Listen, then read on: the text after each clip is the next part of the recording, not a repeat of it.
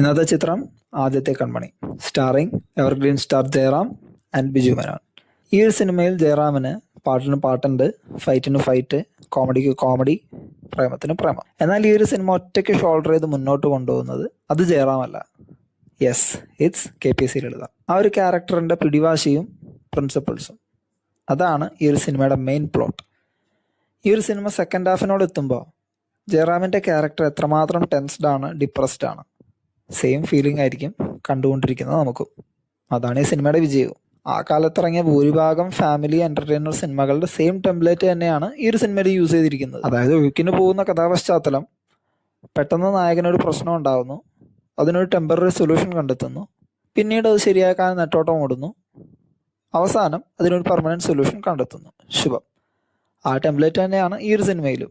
ഈ ഒരു ചിത്രം ക്ലൈമാക്സിനോട് എടുക്കുമ്പോൾ അത്രയും നേരം കണ്ടുകൊണ്ടിരിക്കുന്നവർക്കുണ്ടായിരുന്ന അമർഷത്തിനും ദേഷ്യത്തിനും സങ്കടത്തിനും ചെറിയൊരു ആശ്വാസമായി വരുന്നത് വില്ലനായി വരുന്ന സത്താർ, ശിങ്കിടിയായിട്ട് വരുന്ന പ്രേംകുമാർ.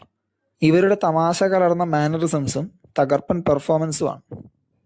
പിന്നെ ഈ ഒരു സിനിമയുടെ ക്ലൈമാക്സിൽ നടൻ പ്രേംകുമാറിൻ്റെ ഒരു ഐക്കോണിക് ഡയലോഗുണ്ട്. ഈ സിനിമ കണ്ടവർക്ക് അതറിയാമായിരിക്കും, കാണാത്തവരുണ്ടെങ്കിൽ അത് സിനിമ കാണുക, ഞാനിവിടെ പറയുന്നില്ല.